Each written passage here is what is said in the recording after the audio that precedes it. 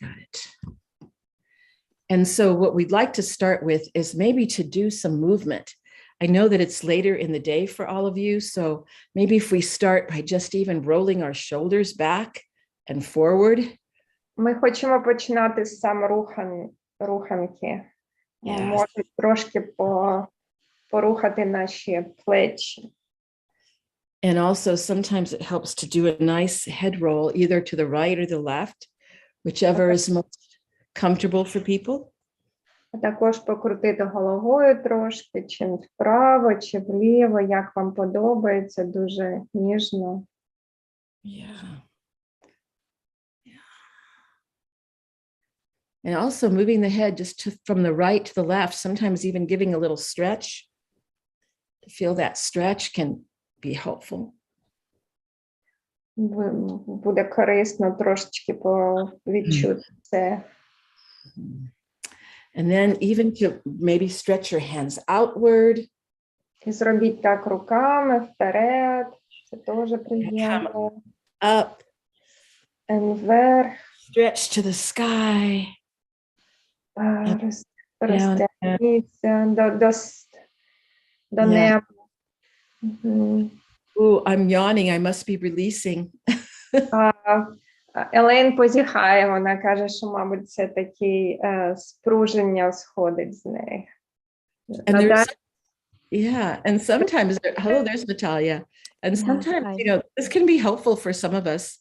We have I don't know if you have the same word in Ukrainian phrase, we say in English, shake it out when we have a lot of stress on our body. Do we have that in Ukrainian as well?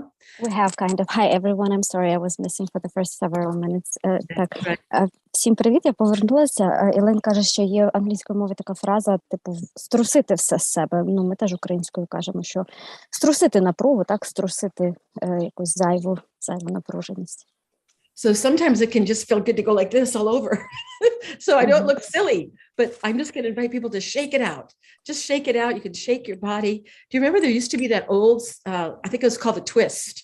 You twist your body. That wasn't such a bad thing, but just shake it out. Елен каже, колись був такий танець твіст, коли трусили всім тілом, плечима і рухали, і що він може виглядати трошечки по-дурному, але насправді це дуже хороша для тіла така розрядка фізична.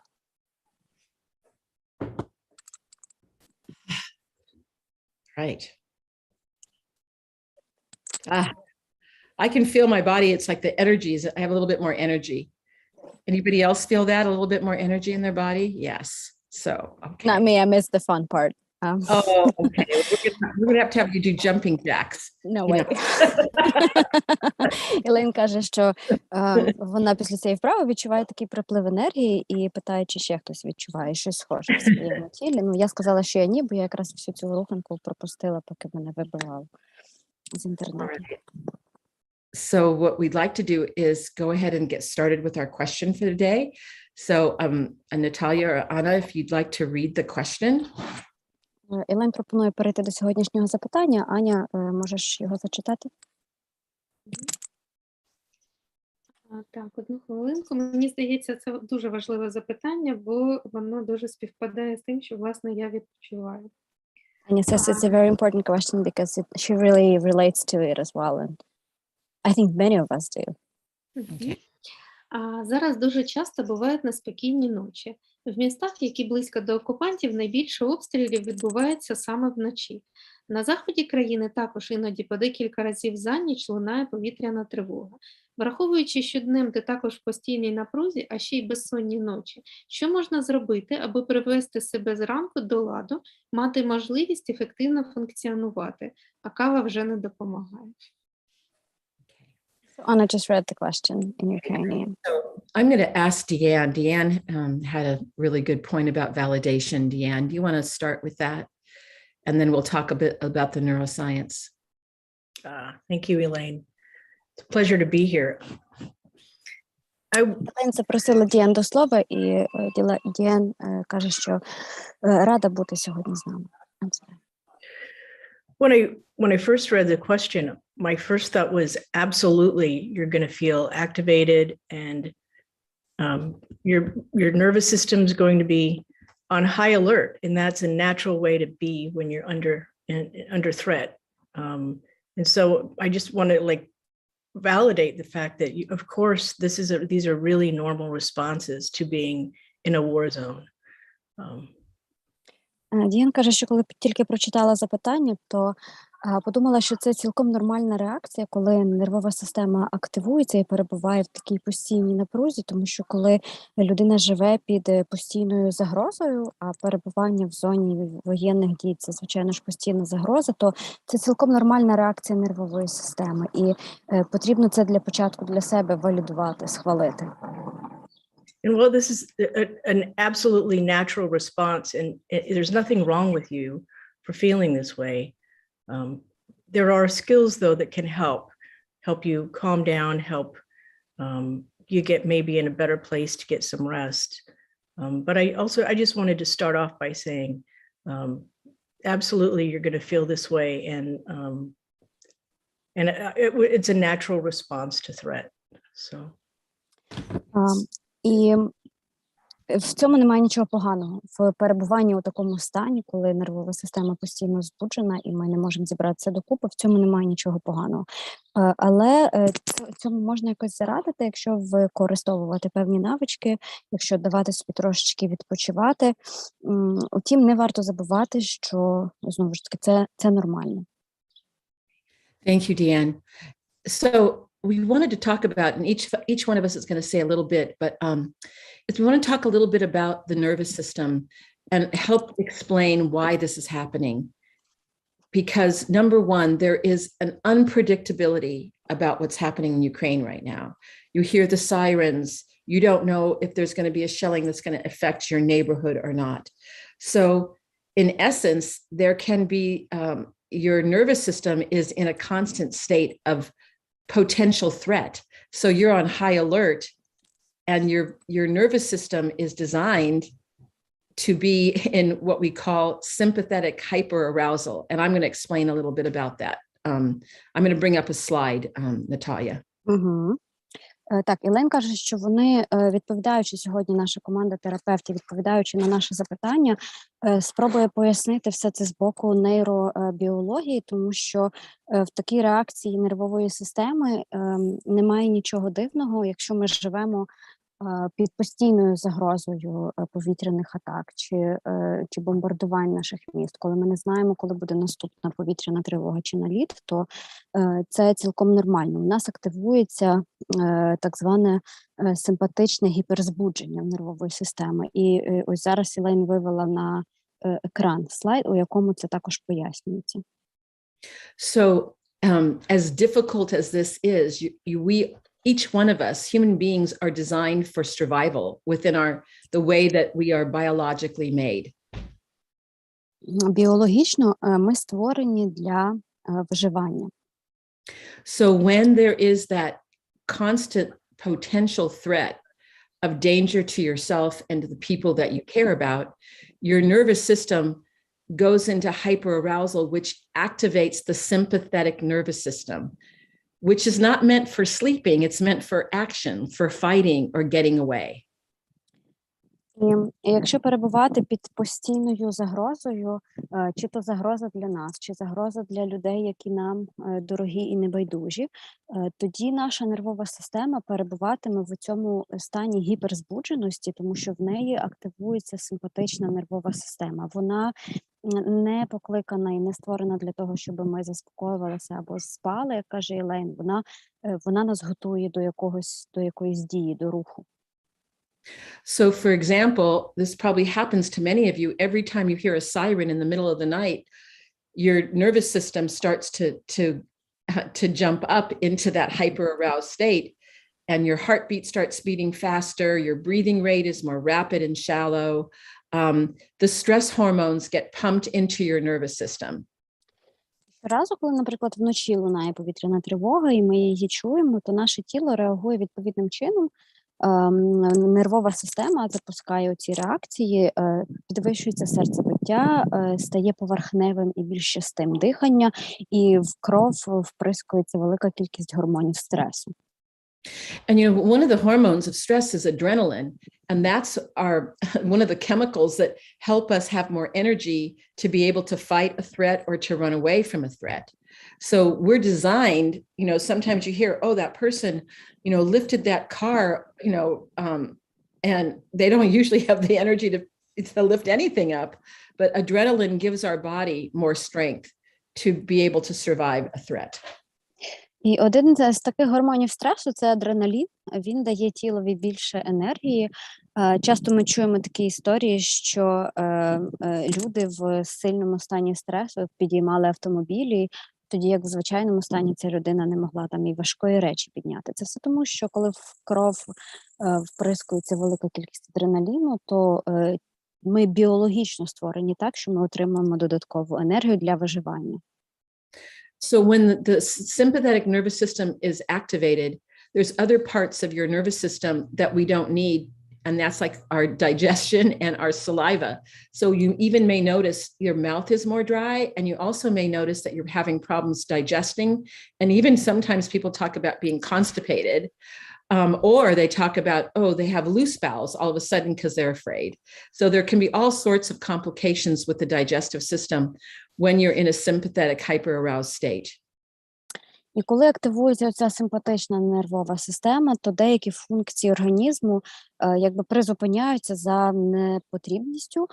Зокрема, наприклад, травна система може перестати працювати, можуть перестати чи частіше перестають працювати слиновиділення, процес слиновиділення. Часто в такому стані збудженості, каже Елейн, у нас пересихає в роті. Часто люди переживають або запор, або навпаки послаблення шлунку, коли коли вони перебувають в такому стані стресу, тому що травна система не працює за тим, що вона не є потрібна в такому стані.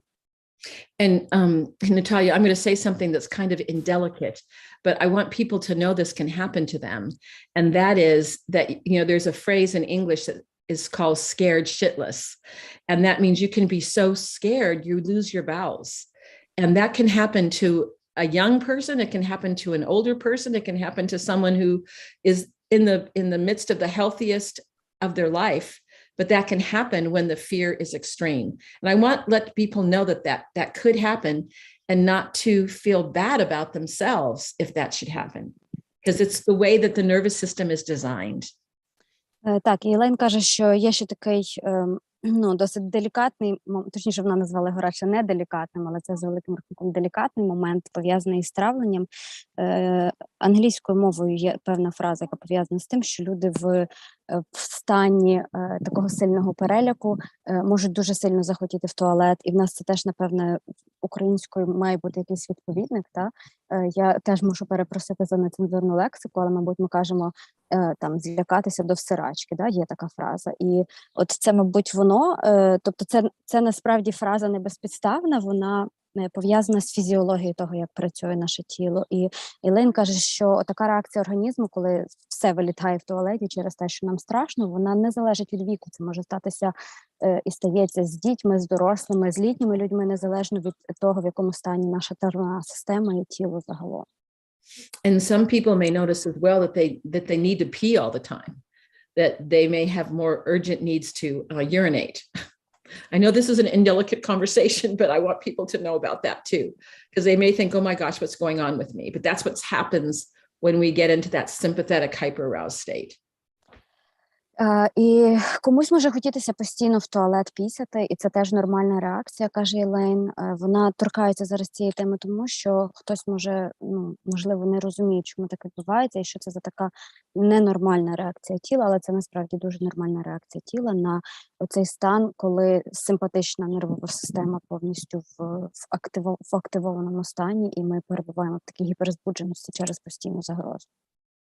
So for many of you, I mean, this is the 5th month of war, and I often liken it to a car, in that you have your foot on the accelerator of your nervous system, and it's hard to put the brake on, or impossible if there is a real threat, because your body is designed to have the sympathetic surge to get you out of danger. And the fact of the matter is, right now, as you know, Deanne, was saying in the beginning, is you are under real threat. It's not imaginary.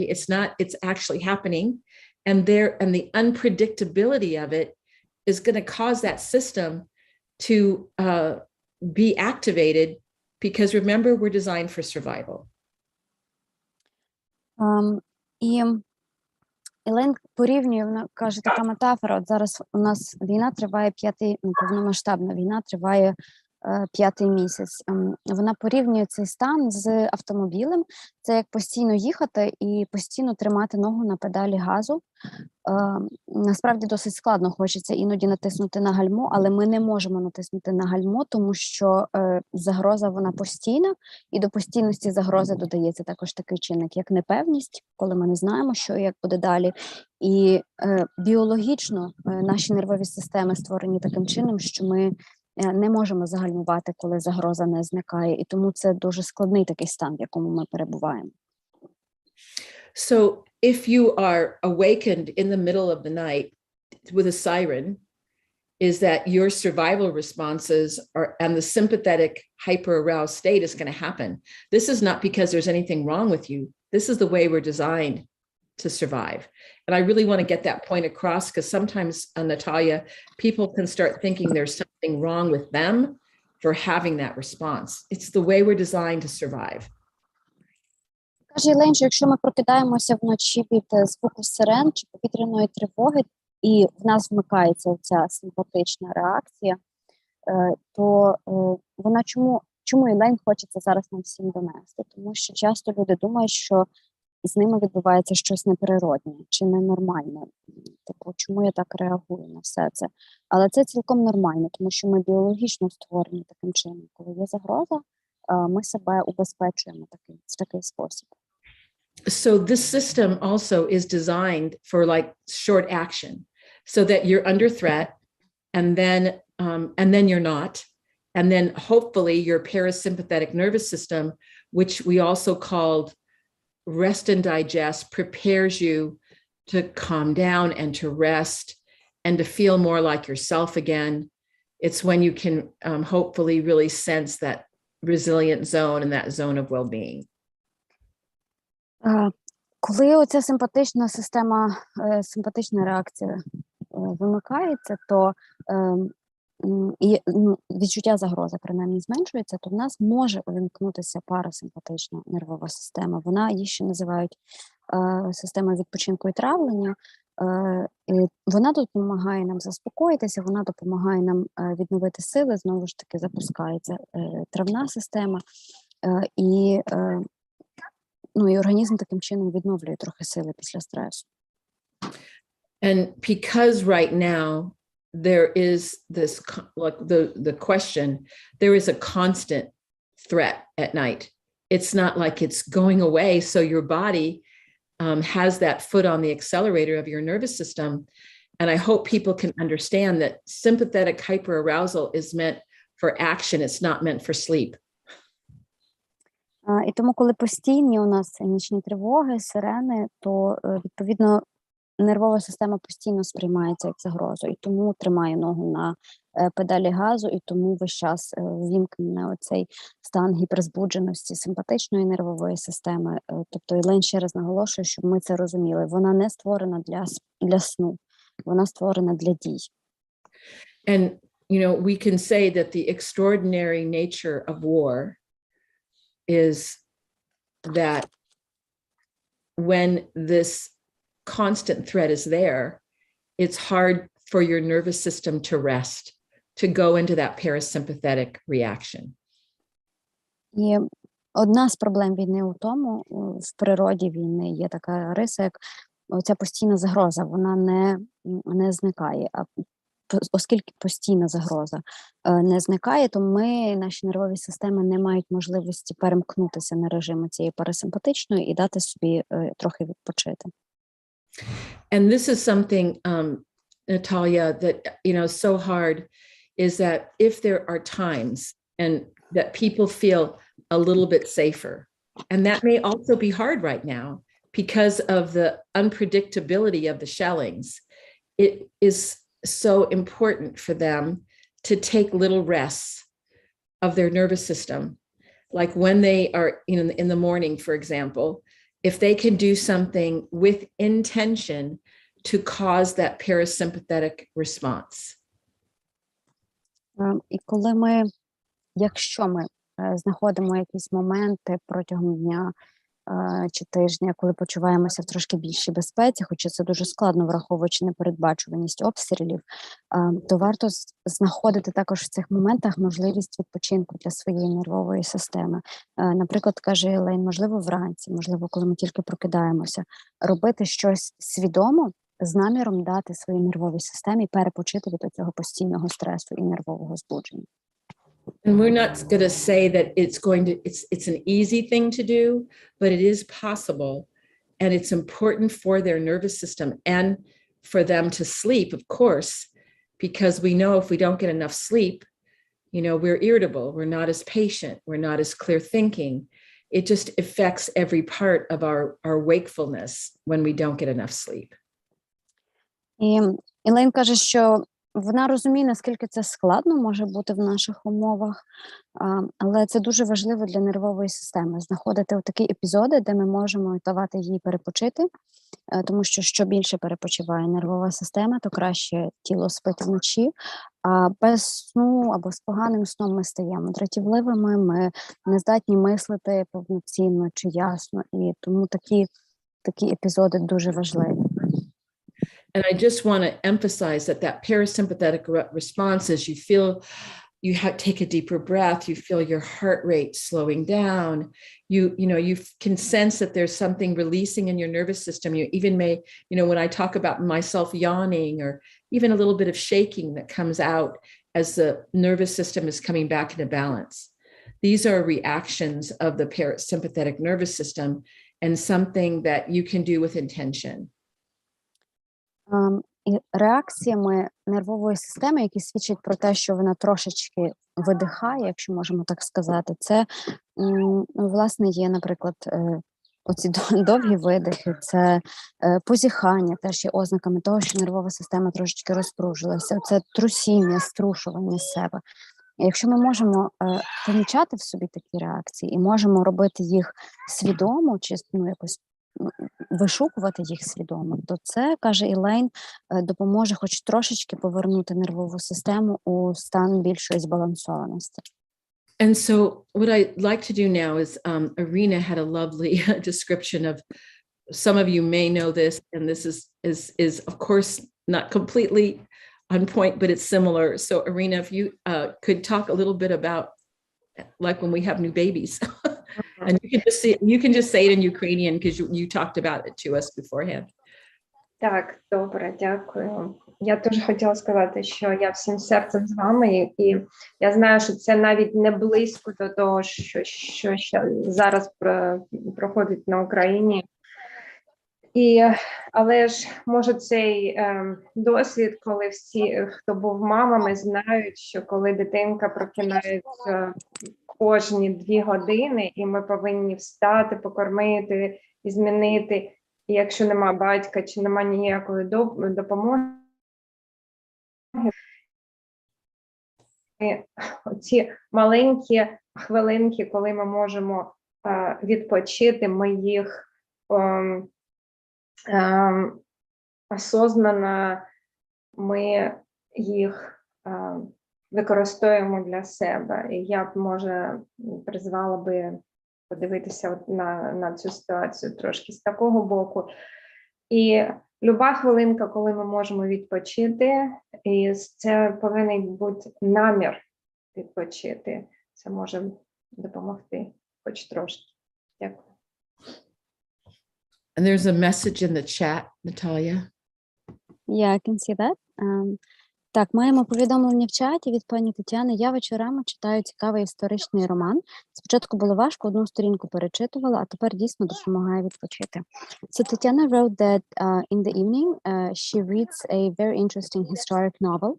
And at the beginning, it went really hard, but now she had to reread the pages in order to understand them. But now it really helps her get some rest. Great. And thank her for that. And also, I think it would, what I'd like to shift to right now are some potential strategies that may be helpful. So I'm going to ask Stephanie, you had some thoughts about this, about the little rest. You want to go next? Так, Ілейн подякувала вам, пані Тетяно, за цей коментар. І якраз зараз ми можемо перейти до стратегій, як, власне, отримувати цей відпочинок. Стефані. Hi, everyone. Yeah, so I was sharing with the team earlier that several years ago, my husband and I used to work with a children's home, and there were alarms on all of the doors. So if anyone opened a door in the middle of the night, like to use the bathroom or anything, it would set off these very loud alarms throughout the whole house, and it was very dysregulating and made it so that my husband and I couldn't sleep at night because we were on constant alert waiting for these alarms to go off. Стефані розповідає про свій досвід. Кілька років тому вони з чоловіком працювали із дитячим будинком, і вона каже, що в цьому дитячому будинку була на дверях кожної кімнати була встановлена така сигналізація, яка вмикалася щоночі, коли бодай одні двері в кімнату відчинялися, коли хтось, наприклад, йшов в туалет. Тоді спрацьовували ці сигнали на всіх дверях. І вони з чоловіком дуже погано через це спали, тому що треба було дочекатися, щоб ця сигналізація відімкнулася, і вона так дуже розбалансовувала нервову систему. So we knew that a restful night's sleep may not always be possible during the hours that most people say you should sleep, you know, when it's dark outside. And so we had to find times during the day, like when the kids were at school, to take those little moments, even if it was just 30 minutes or an hour, to close our eyes and rest. І оскільки вночі, каже Стефані, спати було важко, вони намагалися знаходити такі періоди протягом дня, коли, наприклад, діти навчалися, щоб хоча б хвилин на 30 стулити очі і трошечки подрімати. And I know, at least in American culture, sometimes if you take a nap during the day, people say, well, you're lazy or you're not doing your work. You should be hard at work. But it was so critical for being able to function during all of the other times during the day that we had to set aside that time as important for self-care. And so I know it may not be possible for everyone, but if it is possible to take those moments of rest, just reframing it in your mind a little, that this isn't lazy or I'm not doing something I'm not supposed to be doing. I'm doing this to take care of myself when I can. Каже Стефані, що в американській культурі є така думка про те, що оце спання посеред білого дня – це трошечки ознака лінивства і неробства, небажання працювати. Тому навіть якщо в нашій культурі теж така штука є, то варто все одно розуміти і трошечки як переформатувати в своєму уявленні оцей денний сон, що це не є ознакою чогось поганого, це є дуже важливий час, відкладений, виділений спеціально для себе, для турботи про себе, тому що без нього, іноді без оцих кількох хвилин чи півгодинки денного сну може бути дуже складно. And even if it's possible, if there are others in your house, if not everyone feels comfortable closing their eyes at the same time, it could be that maybe you could do it in shifts a little bit to where someone can get rest because they know everyone else in the house is paying attention and that they will alert them if there's a problem. І каже Стефані, що якщо не вдається, наприклад, усім людям, які живуть в одному домі, одночасно лягати подрімати, то можна робити це почергово, якщо, наприклад, є потреба в тому, щоб хтось стежив там за порядком чи за тим, коли виникає якась проблема, і дати решті людей знати, що є якась проблема. То можна просто домовлятися про такі зміни сну. And then I know even Scott had a few things to say during our team meeting about the importance of just rest for the nervous system. So not necessarily sleep, but rest. So I didn't know if this would be a good time to turn it to him. Just pause for just 1 second. Because I just wanted to say too, before Scott goes, is that I also just want to acknowledge that, you know, what were the suggestions that we're making, of course, are not perfect suggestions. They're ideas. And you may have like a 2-year-old, and the idea of resting during the day when you have a 2-year-old crawling all over you would be the last thing that you're able to do. So some of these suggestions may say, well, in an ideal world, it would be nice, but how can I do that when I have all these children around me who have also needs that I have to meet? 2-year-olds also have to take a nap during the Yes, day. they do, but they may not want to take the nap when the parent needs to take the nap. So Okay. you could just talk about But the let me reality of translate that. being children. You may not make that happen. Okay. І Елейн каже, що зараз Скотт ще мав якісь ідеї про відпочинок і важливість відпочинку для нервової системи, але перш ніж ми перейдемо до нього, то Елейн каже, що цілком усвідомлює, що ці поради, вони не є досконалі і не є якимись ідеальними рішеннями, тому що іноді оце лягти і поспати може бути дуже складно, особливо якщо в домі маленька дитина, яка постійно по тобі повзає, або багато дітей, і вони всі там, наприклад, хочуть спати або відпочивати, або гратися в різний час. Тому є розуміння того, що це може бути дуже складно. So, and also, Natalia, because children often will take the lead from their parents, that if the parent is really in that sympathetic hyper-aroused state, oftentimes the children will be like that too. So this is another very important incentive for the parent to really work hard on trying to, access that parasympathetic nervous system with some of the suggestions that Stephanie and others are going to make. Елейн каже, що оскільки діти дуже часто беруть приклад з дорослих, і навіть нервові системи також можуть дзеркалити стан дорослої нервової системи, то дуже важливо пам'ятати якраз про те, що цей стан гіперзбудженості і активації симпатичної нервової системи може передаватися і нашим дітям. Тому дуже важливо потурбуватися про те, щоб ми були хоча б іноді потрапляли в той стан, коли парасимпатична нервова система запускається, і докладали всіх зусиль, щоб дати їй хоч трошки відпочинку. Okay, thank you.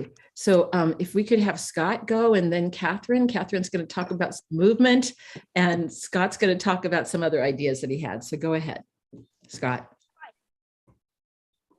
Well, as we've heard earlier, just a little recap once again, as Deanne and Elaine were saying, the feelings and sensations that happen, whether it's not sleeping, whether it's laughing when people think we should cry, crying when people think we should laugh, not being able to eat or do something.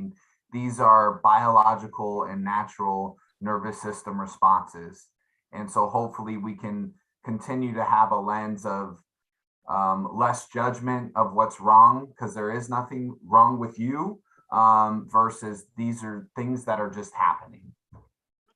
Скотт каже, що хоче повторно наголосити на тому, про що вже говорили Елейн і Діен, про те, що отакі реакції, коли ми не можемо спати, коли ми сміємося, нібито, здавалось, потрібно плакати, бо коли ми плачемо в ситуаціях, з яких варто було би посміятися і так далі, що все це є біологічні реакції нервової системи. І Скотт висловлює сподівання, що ми всі можемо трохи менше себе судити за них і розуміти, що в цьому немає нічого поганого. Просто таким чином влаштовані наші нервові системи.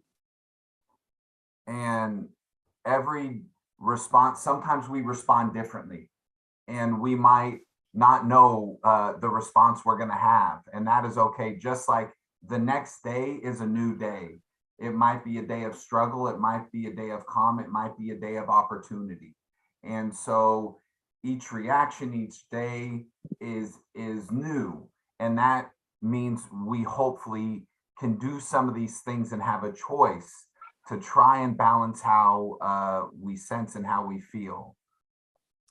І Скотт каже, що ми загалом реагуємо по-різному, і ніколи не знаєш, яка яку реакцію нервова система запустить на ту чи іншу ситуацію, і якою реакцією буде, як ми зреагуємо на щось наступного разу.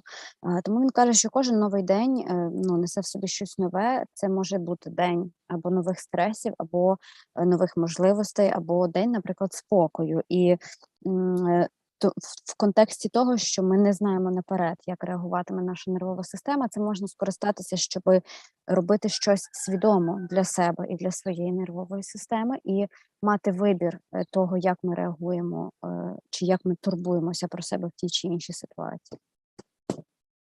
Before I give maybe an example or a tip, I want to just validate something Elaine said is what we're saying, they're tips, right? And so we heard earlier someone talk about they were reading a book and at first they had to reread and it was difficult, but it made them feel a sense of calm.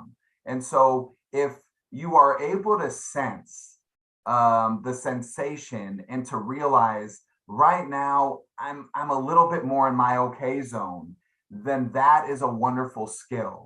So if something is getting you there and you're able to track that and sense that right now I'm feeling okay, then that is a skill of the community resiliency model. That is a skill that you can tap into, whether it's listed on a poster or talked about. If it works for you, then it works. And I just want to invite you to continue to try that. And if it doesn't work one day, try something else. Так, і Скотт каже, що yeah, let me find where you began. You began here. Okay. Скотт каже, що that's okay. I'm on the track. Що ті поради, які вони дають нам сьогодні, те, що Елейн говорила раніше, і і те, що ви писали, хтось писав, пані Тетяна писала в коментарях про те, що ви читали, і спочатку було важко, а потім ви відчували такий спокій. Це дуже круто. Оце вміння відчути, що конкретна дія вам дає якесь конкретне самовідчуття. І, наприклад, я читаю, це дає мені самовідчуття спокою, що я трошечки хоча б повертаюся у свою зону стійкості. Це вже є чудова навичка. І це вже є навичка моделі стійкості спільнот, якою ви володієте і можете користуватися. Коли хтось робить щось, від чого нам стає добре, легше, розслабленіше, і ми це відчуваємо на рівні тіла, ми це щитуємо в собі, ми це фіксуємо. Опа, я це бачу. Це вже навичка. І Скотт каже, що якщо ви бачите, що це вам допомагає, ця зв'язка працює, мені зробили, я відчуваюся ось так. Ви можете цією навичкою користуватися уже свідомо. Напишіть її собі на якомусь аркушику, запам'ятайте в голові. Якщо вона працює для вас, то вона ефективна, ця навичка. Якщо щось не працює, можна пробувати якісь інші речі. And then I just wanted to mention, maybe there's an opportunity. We know sleep is needed and important. And sometimes in life, we're not having the privilege of that. And so there might be an opportunity to redefine a little bit of what rest is.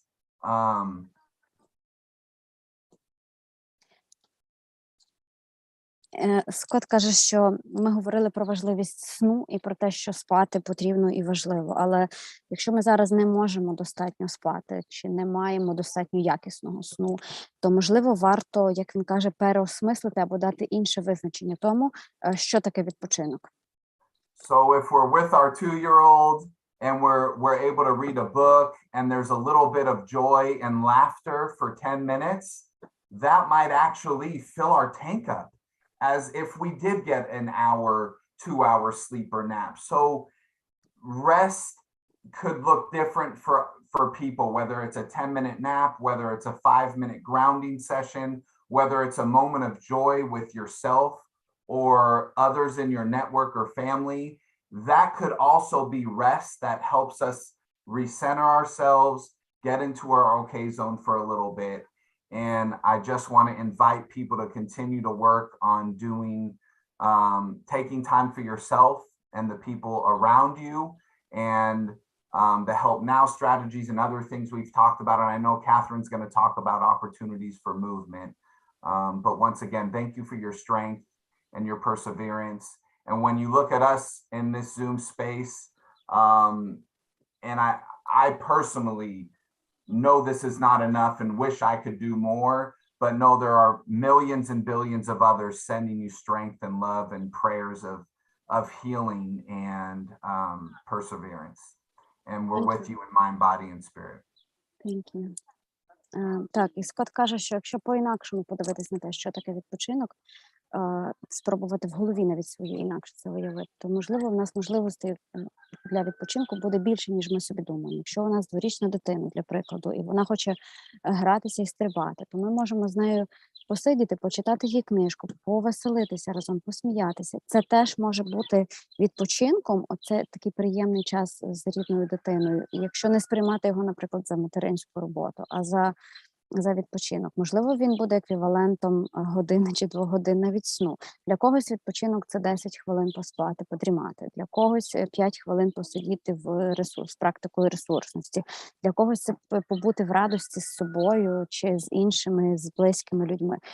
Тобто, в будь-якому разі, Скотт каже, шукати оцих можливостей для того, щоб нервова система трохи відпочивала, щоб збалансовувалася, поверталася у свій більш збалансований стан, в зону стійкості. Тобто треба для цього виділяти час на себе. І це те, що ми можемо і мусимо робити свідомо. І також Скотт каже, що розуміє, наскільки їхня допомога, можливо, вони так її сприймають. Він каже, недостатньо, що хотілося б робити більше, але більше робити не можуть. Ми насправді дуже вдячні за ці зусилля, бо це дуже багато означає для нас усіх. І Скотт каже, що захоплюється нашою українців і українок стійкістю і наполегливістю, і дякує нам за неї. І каже, що не тільки вони, а й мільйони інших людей зараз висловлюють свою підтримку і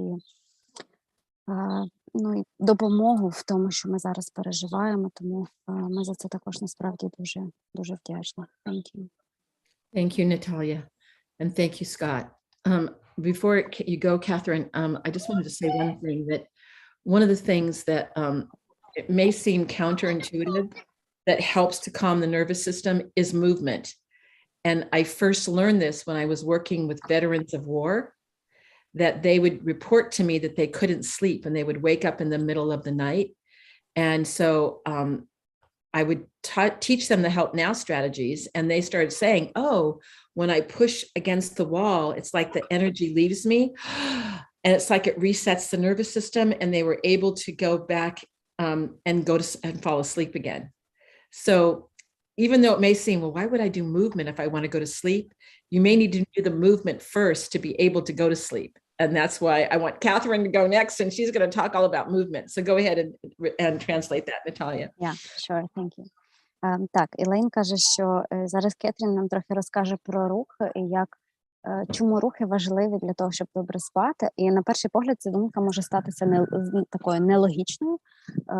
Як може сон залежати від рухів? Але Елейн каже, що вперше зіткнулася з таким ось цим зв'язком між ними двома, коли працювала з воєнними ветеранами, які нарікали на відсутність сну, на те, що вони прокидалися вночі, не могли заснути. І коли Елейн навчила їх навичок моделі стійкості спільнот, в тому числі стратегії миттєвої допомоги, то вони почали ділитися зворотним зв'язком про те, що іноді допомагало, навіть коли прокидалися вночі, не могли заснути, підштовхуватися долонями до стіни, там є така стратегія. Так? І цей рух, він допомагав повертатися до сну. І тому ми зараз трошки поговоримо про те, як рухатися, коли прокидаємося вночі, або навіть ще перед сном, щоб краще спати. Okay, and so Catherine, over to you. Thank you. Yeah, hello everyone. I wanted to start with thanking Scott for also mentioning just that we are holding you all in our thoughts, and sometimes just remembering that there are people in the world that are thinking of you can also be helpful and help to regulate the nervous system. But as far as movement, yeah, I've had a personal experience too where I didn't allow the stress to move out of my nervous system. And so yeah, that shaking, that pushing against the wall, sometimes we want to calm our nervous system, but it might make sense to move, and that might be exercise or something that seems more aggressive than what might make sense in the moment. Так, Кетрін каже, що приєднується до слів Скотта про те, що багато людей зараз нас підтримують, і вболівають, якщо можна так сказати, за нас, шлють нам допомогу різну, прирізну і свою підтримку і любов. І вже це теж може бути для нас ресурсом і може трохи допомагати заспокоїти нервову систему. А що стосується руху, то Кетрін каже, що сама вона якийсь момент теж не дуже розуміла цієї логіки між тим, як рух пов'язаний із заспокоєнням нервової системи, і якби часто навіть не дозволяла собі рухатися, коли була в дуже сильному стресі, тому що може здаватися, ніби от для того, щоб заспокоїтися, то треба ніби як сидіти нерухомо, а часто потрібно якраз навпаки, тобто якісь такі агресивні рухи або в міру активні, коли ми почуваємося не дуже в доброму такому стані морально. So really it's that awareness that you're having to ask the question or to notice what's going on in your nervous system can be really helpful. It's an important first step. І важливий перший крок – це усвідомленість. Це здатність поставити собі запитання і дати на нього відповідь, що відбувається в моєму тілі, що відбувається з моєю нервовою системою. So I invite you to experiment a little with the different help now strategies and other activities that might work for you. Sometimes if you notice your body is still shaking it out like we did at the beginning can be really helpful. Можна почати з різних стратегій миттєвої допомоги і моделі стійкості спільнот, спробувати, які з них, особливо ті, що пов'язані з рухами, які з них підходять вам, і які з них допомагають в різних стресових ситуаціях. Іноді, коли, наприклад, аж трусить від нервів, можна продовжити оце трусіння, цей тремор і струсити в себе в прямому сенсі слова цей стрес. І це теж може виявитися ефективним методом. And it might be helpful just to understand, I know through a yoga practice that we've learned that forward bends or anything that's closing, moving forward can be calming. Anything that's more opening the chest, back bends, that can be activating, but that can also help too. That can help wake us up if we need it. І Кетрін каже, що з практики йоги знає, що будь-які рухи, коли ми тілом рухаємося вперед, наприклад, нагинаємося, згинаємося вниз, вони можуть бути заспокоюючими. А рухи, наприклад, тілом назад, коли ми розкриваємо грудну клітку, згинаємося назад, вони можуть навпаки активувати нервову систему. Catherine, is there any way to show as you're sitting there in your chair a movement going forward that they might be able to do? Oh, I don't know in the chair. Usually I think of forward bend, so it might be either standing and trying to touch your toes, sometimes leaning on a table. Leaning on a table. Might be helpful. Putting your head down, having pressure kind of here on the forehead can be helpful. Okay.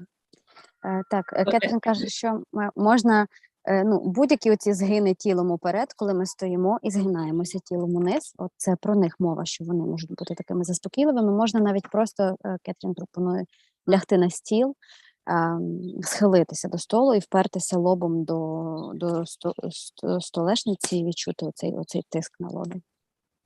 Well, as you said that, Catherine, I'm just, how many of us as human beings or as moms, caretakers have put our hand on someone's forehead, right? When they have not been feeling well. And I thought of, laying down on your table, leaning on your table when you're like, oh my God, I cannot do it anymore. Like, I'm done with that. Yes. Okay.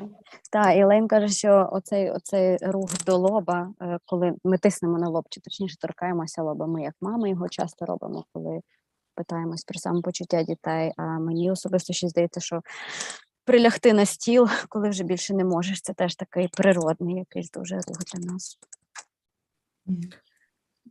One more thought. And then, so sometimes I recognize what's helpful is the opposite of what we think we need.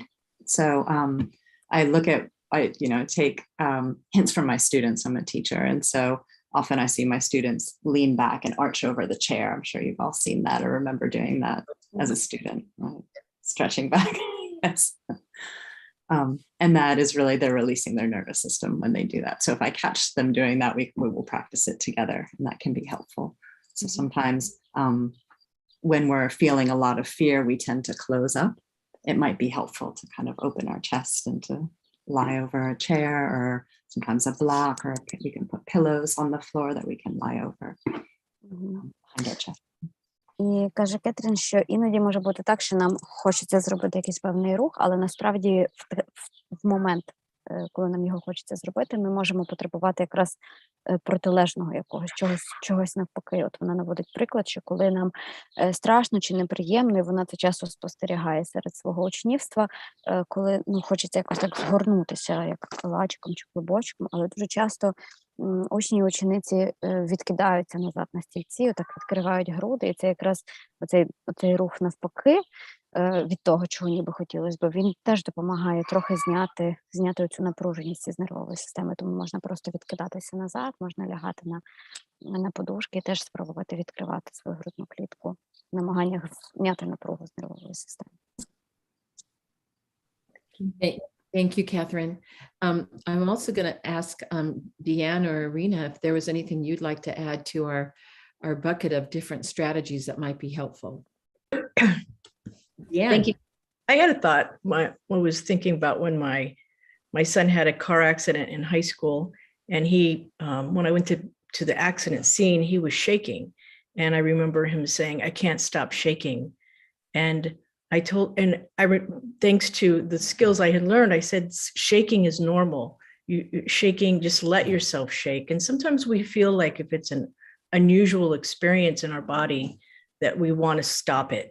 And actually, I think it's the opposite. Your body is really trying to do what it needs to do to let the excess energy go. So I just wanted to say that sometimes we think we shouldn't be experiencing something, and in fact, we're actually just to notice it and be with it. Does that make sense? Totally. Так, Діан поділилася історією про те, як її син у старших класах школи потрапив в ДТП, і вона приїхала, коли на місце ДТП, то він їй сказав, що він ніяк не може перестати трястися, і оце, власне, теж ілюстрація того, як нам може здаватися, чи йому в той момент могло здаватися, що він хоче припинити оце трястися, але насправді якраз нервова система хотіла витрусити з себе цей стрес. І тому іноді, коли нам здається, що ось я переживаю цей стрес, чи маю отаку реакцію, і це не окей, я хотіла би, щоб ця реакція була інакшою. Іноді, каже Діян, треба просто поспостерігати, не давати їй оцінок цій своїй реакції, не намагатися її зупинити, тому що вона може бути протилежною від того, що ми собі уявляємо, але саме цього нам зараз потрібно. Просто побути в ній.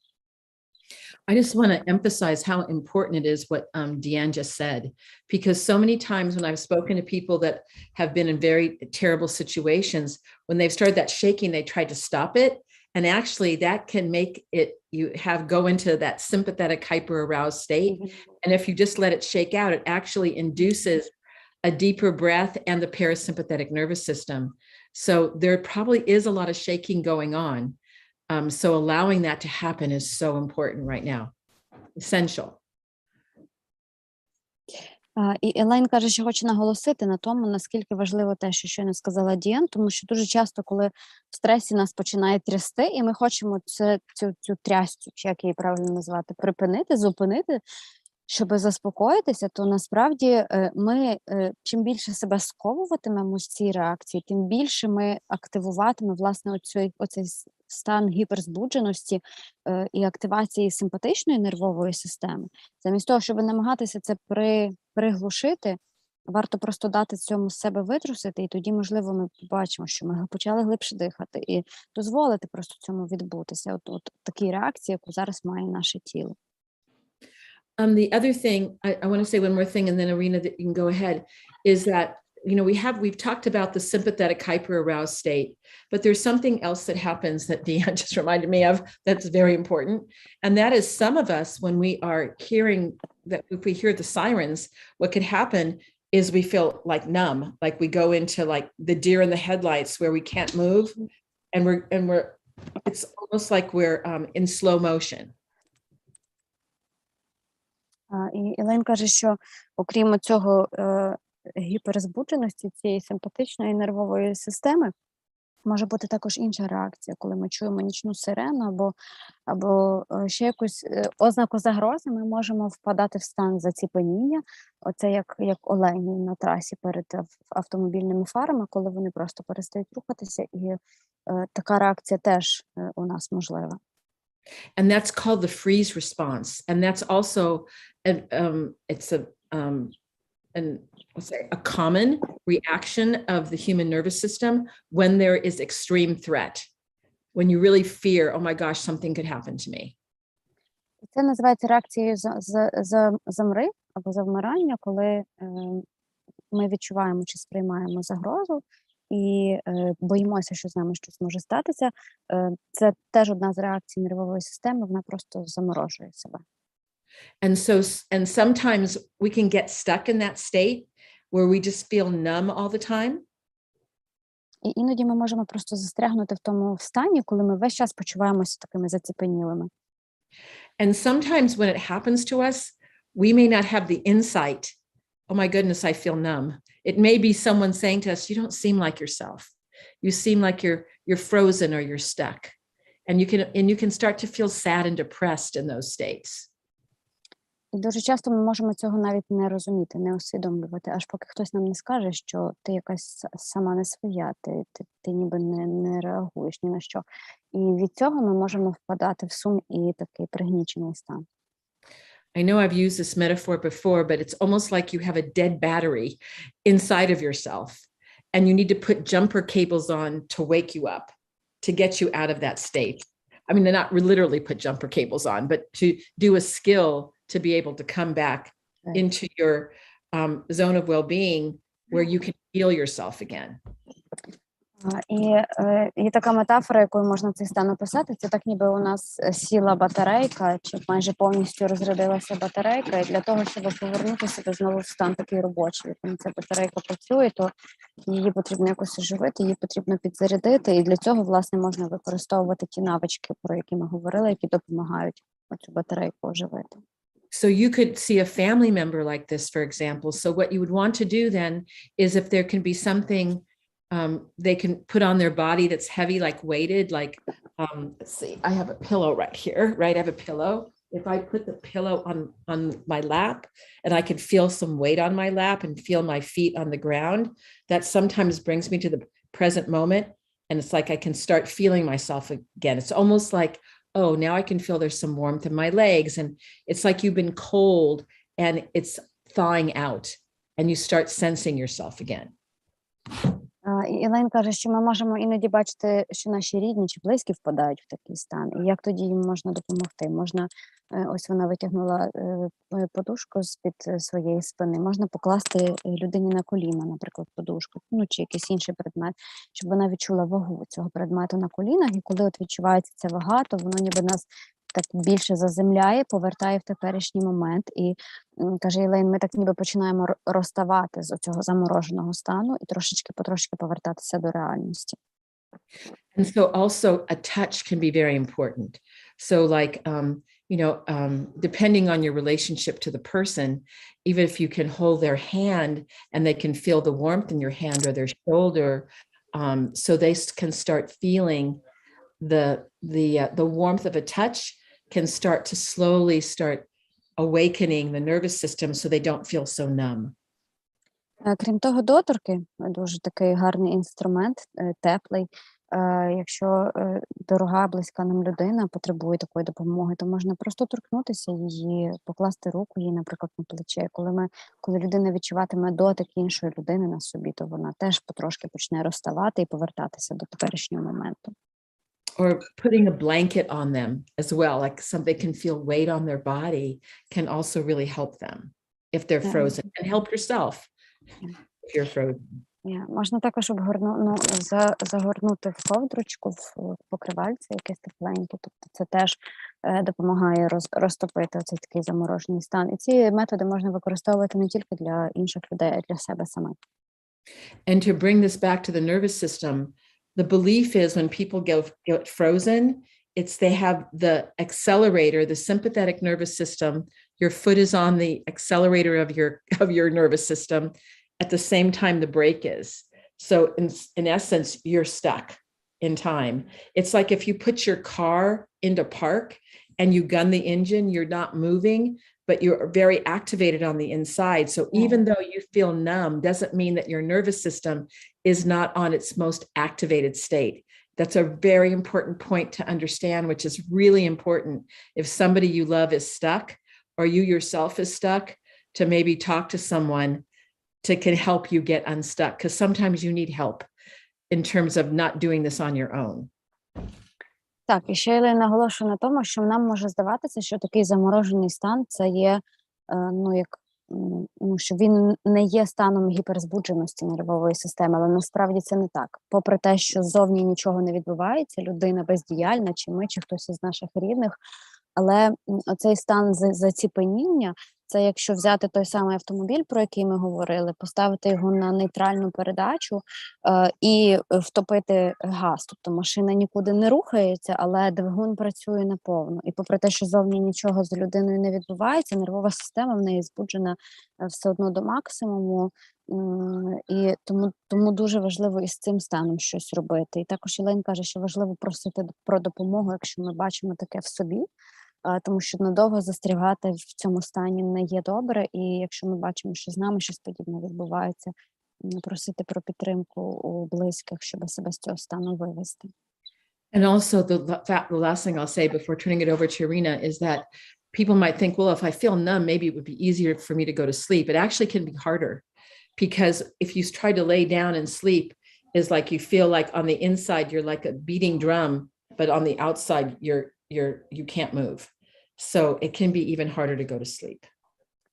Іноді людям здається, що в такому стані піти лягти поспати – це хороше рішення, тому що ось я в такому взагалі ніякому стані, я собі ляжу і посплю, але це не завжди правда, тому що може бути, що не може бути, а нервова система все одно натягнута така як струна, заснути не вдасться, і в такому стані заснути ще важче, ніж у збалансованому. Thank you, Natalia. Okay, so Irina, over to you. Thank you, Elaine. I was just thinking what you just said, that sometimes we cannot sleep because our nervous system would not let us sleep, but we can find some other ways to feel a little bit rested. And I wanted to share my experience when my child had a 7-hour surgery, and I was sitting in a room with my husband and waiting for this. It was absolutely horrible. And can you imagine, my nervous system was working. So what I did, I wrote a book. I didn't know if it would work or not, but I had a book which is like my comfort book, and I was reading. And sometimes I was laughing, sometimes I was crying, sometimes I was like, but I know that it helped me to go through these 7 hours. And I was thinking, laughing is really good things to relax, right? To feel better. And so this is what I will try to say. Зараз попробую сказати на українською мовою. Я згодна з Елейн, що бувається деколи, що наша нервова система така збуджена, що ми не можемо спати. І це ми можемо попробувати спати, це не допомагає. Але ж мені сподобався приклад Тетяни, і я хотіла поділитися своїм досвідом, що коли моя дитина, в неї була операція 7 годин, і це було дуже важко сидіти і чекати на цю, що скоїтись. І я взяла книжку з собою. Я не знала, чи це мені допоможе, чи ні, але в якийсь момент я почала читати, і спочатку не могла, а потім я зацікавилася і стала читати, і навіть я сміялася, і я плакала, і ця книжка в мене спасла ці 7 годин. І потім я подумала, що один із засобів, щоб почувати себе краще і заспокоїтися, це сміятися. Ви можете слухати якісь пісні, і зараз дуже багато пісень українських появилося нових, а також слухати якісь стендап зараз, гумористи. Вони також допомагають нашій нервовій системі відпочити. І це теж оцей shift, цей змістити увагу. Змістити увагу, це також допомагає змістити увагу на такий заспокійливий стан. Дякую. Yeah. Just want to quickly piggyback on that, Arena, and I like to call them visual invitations of help now strategies and other things. I know I need to do a better job at working with my family, but what I mean by visual invitations is I just want to invite people, if you feel it might help, have a quote book, have your favorite book, have a piece of paper and some colored pencils, have a little mini puzzle out, because sometimes when those things are out, you and other people will actually do them. And we have different needs and wants, and we're in the okay zone or out of it at different times. I know for me and my family, if there's a blank piece of paper and colored pencils out, someone is drawing. But when they're not out, they're not, right? And so I just, you know, a little tip or an invitation, the visual help now strategy invitations, by proactively having them out, not when they're needed, but just having them out. So if they're wanting or needed, they're already there, they're seen, and people usually tap into it more often if it's already there. Скотт також нагадує про те, що деякі навички, які потребують якихось чи навіть не навички, а практики, які потребують якихось матеріальних речей, наприклад, книжка, яку нам хочеться читати, коли, щоб заспокоїтись, чи аркуші, кольорові олівці, бо малювати це завжди дуже корисно, особливо для дітей в стресовому стані і так далі, чи якісь нагадування, щоб вони були в доступі в тих місцях, де ми перебуваємо, тобто, щоб не пригадувати про те, що ой, десь була моя книжечка, я могла би її почитати, коли ми вже в стресовому і гіперзбудженому стані, а щоб вони були доступні, щоб вони лежали в тих місцях, де ми проводимо час. І це теж допомагатиме, тому що Скотт каже, тоді, якщо вони будуть у доступі, то ми швидше користуватимемося цими ефективними для себе інструментами, аніж якщо їх під рукою не буде. І він каже, що завжди, коли в його домі лежать папір і олівці, то обов'язково десь на видному місці, на столику журнальному, скажімо, то обов'язково хтось з ними малює. Якщо їх немає, то, звичайно ж, ніхто нічого не малює. Тобто, щоб цим себе теж якби наперед убезпечити. It's also, I think, for children, a very good way to get their feelings out is by having drawings. And that sometimes is their mode of expression, that we can really understand more about what they're feeling when they are able to have some crayons and a piece of paper to express themselves. І для дітей загалом, Елейн каже, дуже корисно малювати, тому що іноді діти через малюнки висловлюють ті емоції, почуття, які ми інакше з них би не випитали, і ми так краще розуміємо, що відчуває дитина, коли вона це зможе намалювати. Тобто це хороший такий спосіб для допомоги нашим дітям. And so, Natalia, seeing the time is slipping away so quickly, I want to ask Anna or any of our listeners, our people here that are with us that we've seen are familiar names and faces here on the Zoom call, or people listening on YouTube. If anybody has comments or questions, I know Anna will have to have a comment. We're going to request one from her. But see if anybody has a question, or maybe they have a strategy that's been helping them sleep that they'd like to share. Так, Елейн каже, що наш час добігає потрошки кінця, і якщо хтось із тих, хто дивиться нас зараз на Ютубі, або хто з нами зараз в цій кімнаті, окрім Аня, звісно, тебе, бо ти матимеш окремий виділений час на свій коментар, навіть якщо тобі нічого не хочеться сказати, то ти муситимеш щось сказати. Так от, якщо комусь хочеться щось додати, прокоментувати, запитати, або, наприклад, поділитися своїми стратегіями, ті, хто нас слухають зараз, як ви засинаєте, як ви допомагаєте собі ввечері лягти спати, то ви можете зробити це. Можна увімкнути мікрофон або написати в чаті, перш ніж ми завершимо сесію і попрощаємося.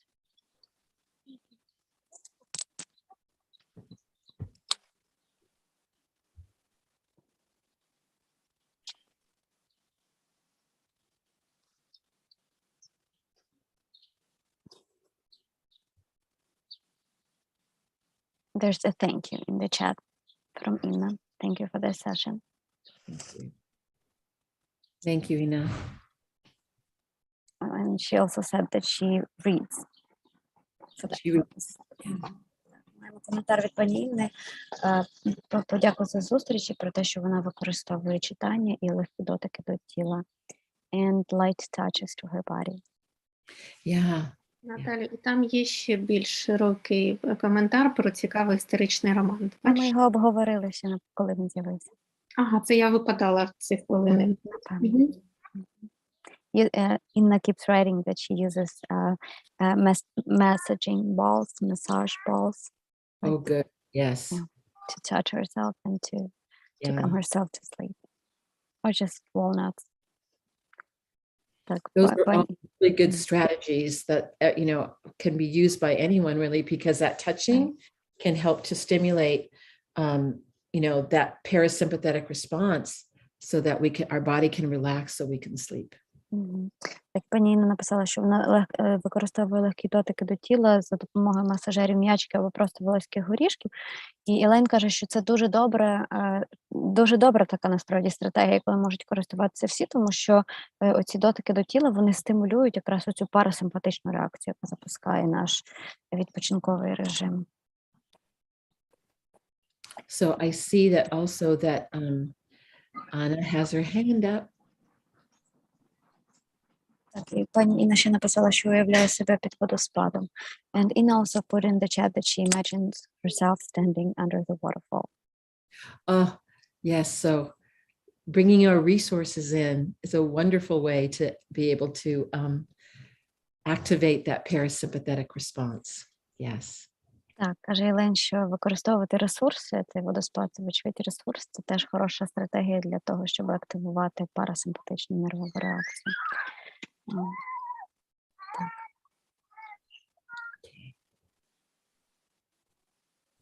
So would Anna like to share now, Natalia?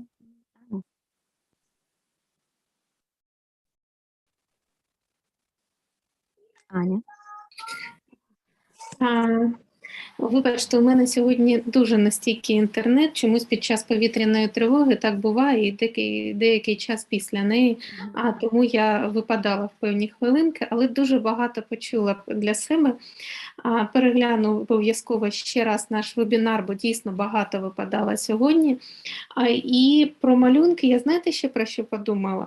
А чи було б доречно з дитиною ввечері промалювати той сон, якщо ми говоримо про сон, про спокійний сон, про те, як висипатись, промалювати, яким чином, який власне сон він хоче побачити, і запланувати ось цю зустріч з тими пригодами, які він сьогодні вночі побачить. So Anna says she missed some of the parts of the session because we had an air alert right during this session for like 30 minutes. I can see that on my phone as well. The notifications, and Anya has troubles with internet connection when the air alert is on, but she says she will re-watch the session again, but now she has a suggestion about drawing, and she says she asks if it's a good idea to like sit down with the kid before going to bed and have them draw a night dream that they would like to take part in to have this night. Would that be helpful? Yeah, they can. It's like a future template, we call it, where they can draw something together of how they would like their sleeping to be that night. But the other thing that they can do that can also be helpful is just drawing a resource, because anything that we can elicit that parasympathetic response can be helpful. But if you can actually draw, like she's suggesting, what they would like the sleep to be, that could be possible. Maybe they're going to dream about superheroes, or who knows what it would be about. But that would be a wonderful invitation. Так, Аню, це чудова ідея, тому що це як таке запрошення для дитини самі створити свій сон. І Лейн каже, що це таке як майбутнє програмування, майбутній шаблон для сну. Можна малювати і те, що ти пропонуєш, можна малювати загалом будь-які ресурси, для які дитина хоче малювати, тому що це в будь-якому разі буде така ресурсна практика для дитини.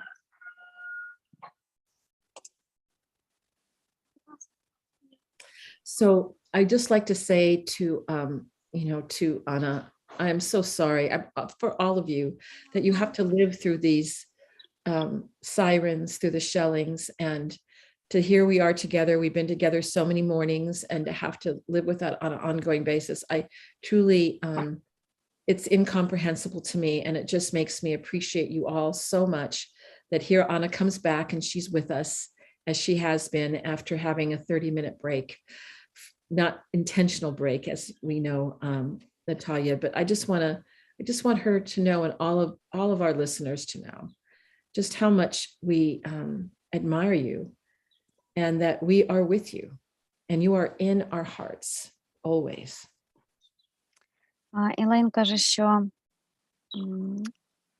я запам'ятала тільки останні речення, буду чесна, але там було дуже багато теплих і добрих слів про те, що ми в їхніх серцях, молитвах, думках. І Елейн каже, що захоплюється нашою стійкістю, тим, як ми витримуємо всі ці щоденні повітряні тривоги. І вони теж переживають за нас, і теж переживають разом з нами ці непрості часи. І каже Елейн, що ця вимушена перерва, Аня, яка тебе викидала з нашої сесії, що це все-таки дуже прикрі речі, що ми мусимо все це переживати. Але вони нам допомагають, і ми справді за це дуже вдячні нашій команді терапевтів, за те, що ми все одно двічі на тиждень бачимося. Так, і чекаємо вже зустрічі в середу. We are so much grateful to all of you for coming, for sharing your wisdom, for saying those super warm and nice and hearted words of support. And thank you so much for standing with us and for being with us. That's so much appreciated. Thank you. Thank you, Natalia, and thank you to all. And our team will be present here on Wednesday. So thank you. We'll see you all on Wednesday. Тоді до середи, друзі, так? До побачення. Дякуємо і до середи, до зустрічі в той самий Па-па. час.